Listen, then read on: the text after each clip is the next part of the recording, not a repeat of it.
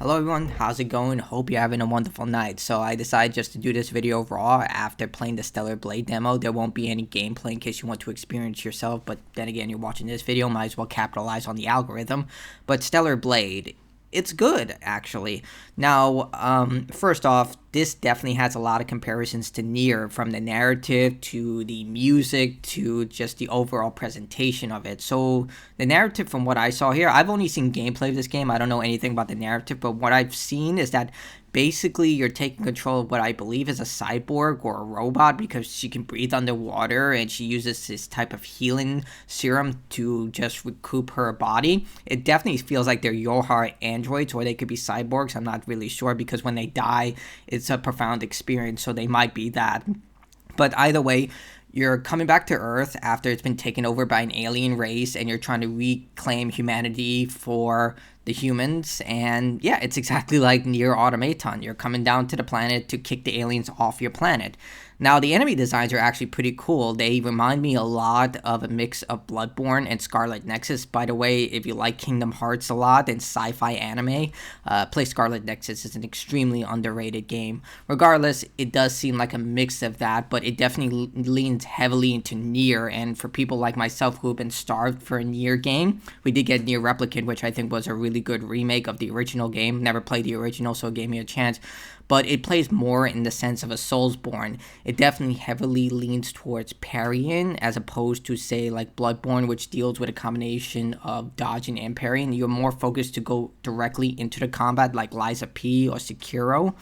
And it works in that sense. I haven't seen that if there are new weapons, you only get one baseline weapon. So you have two areas and two bosses you can encounter. The first area is the opening section, where you see that this war is basically a losing battle.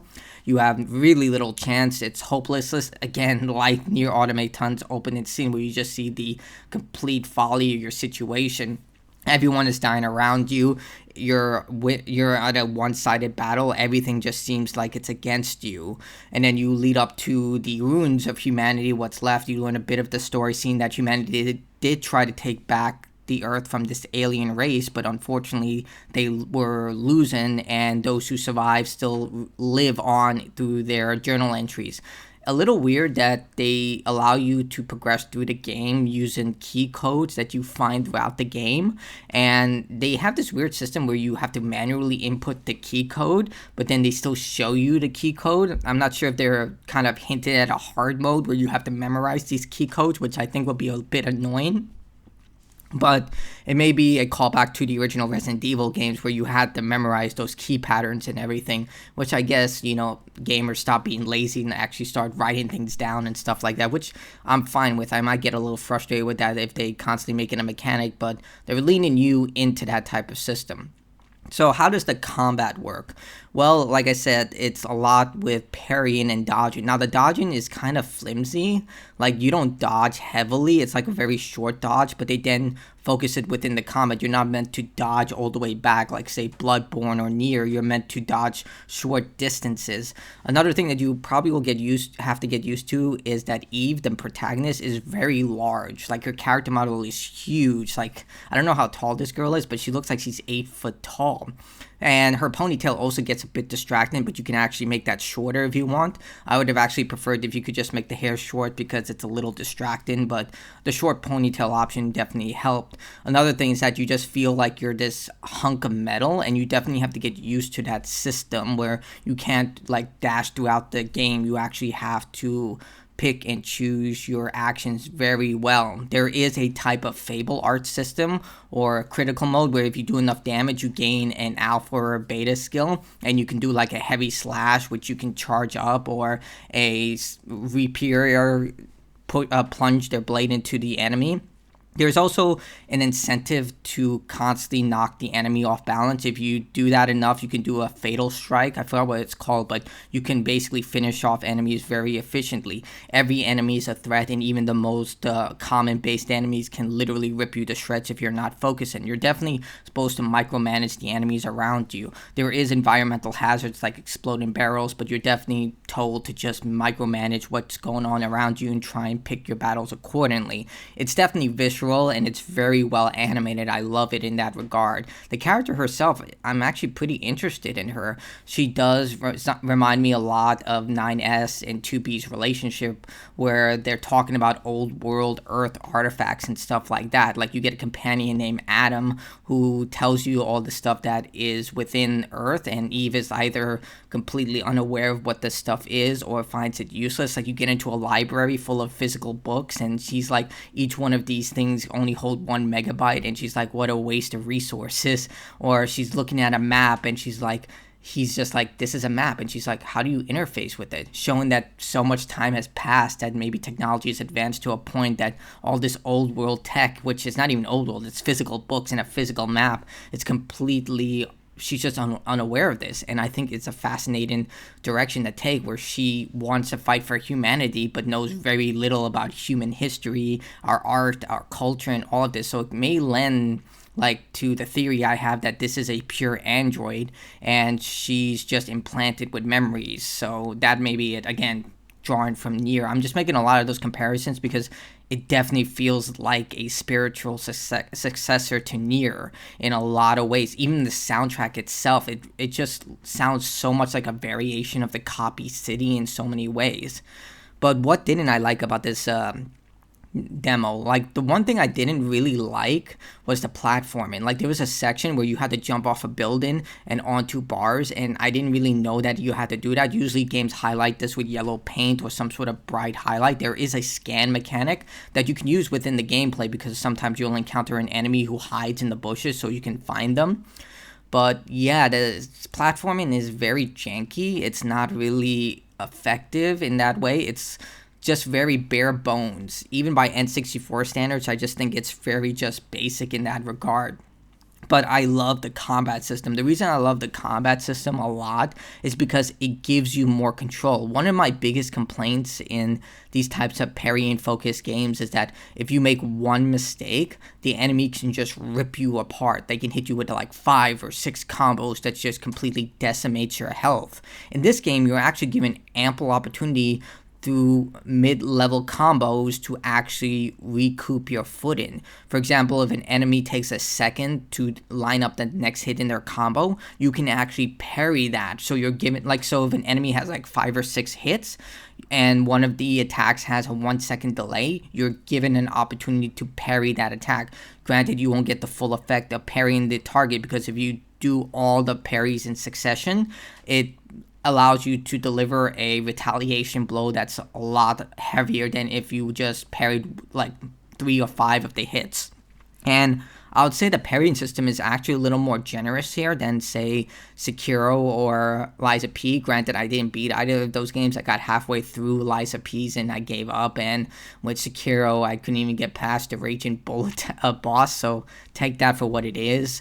But I feel like this game is a little more generous with a parrying system, where it doesn't have to be exact, but to the point that it feels fair, that if you get hit, they're like, okay, we'll give you another shot. If you get hit again, okay, that's on you. You should have parried the game, but we'll give you another shot. So you always feel like you're in control of the battle, where if you make a mistake, you're not overly punished for just making one little mistake.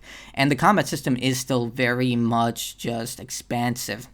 I've seen people play the demo after I completed it. There's a gun system where you can combine that with your combo attacks.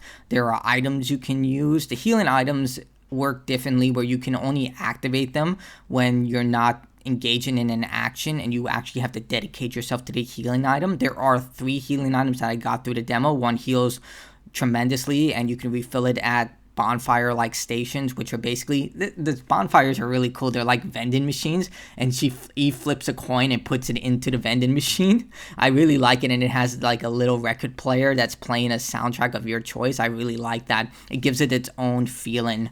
But yeah, those recharge during those set bonfires, and you can also travel between them, but you could only travel between them, from what I can see, is from bigger camp station, like little bases. There are these main bases where you can level up and increase your skills, and you can travel between these smaller bases. As far as I can tell, I'm not sure if you're going to be able to do that, because you only get one small base and one large base, as far as I can tell.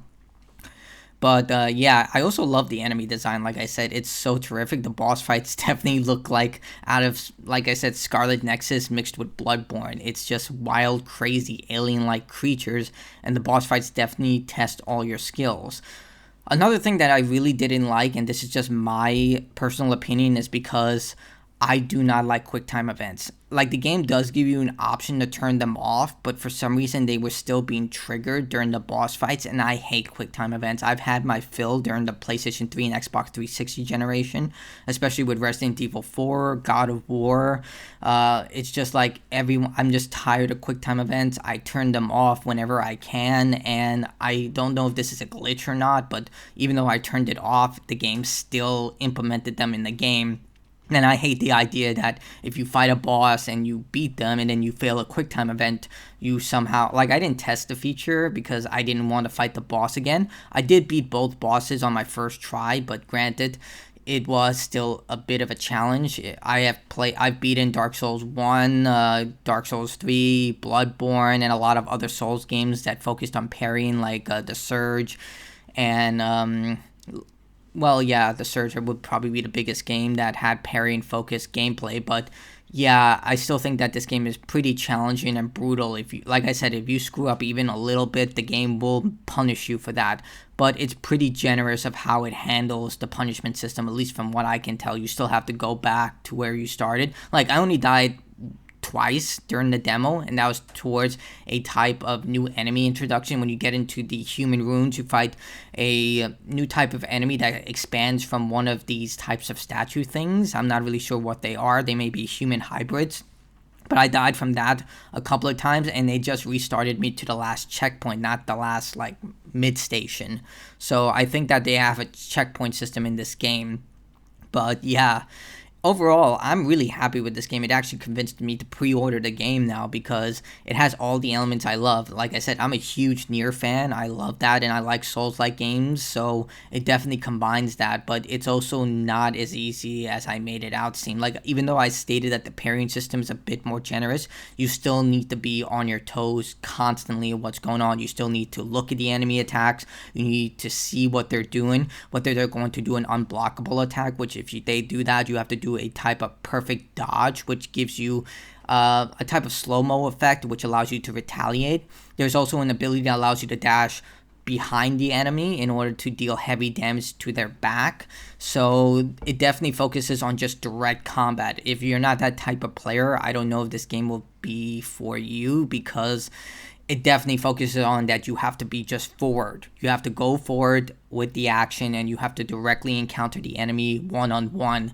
And I do think they still need to fix the mobility system, because there are certain attacks that require you to run around the stage and dodge around. I think they probably need to boost the dodge ability. I'm not sure if when the skills increases the level of your dodge, maybe it does, and that's why it's so flimsy in the beginning of the game. But I really think that the dodge really needs to be improved, because with the first boss, he does this lightning attack that shoots lightning everywhere, and I felt like I was underprepared for the ability to just dodge all the lightning bolts that were showering the field.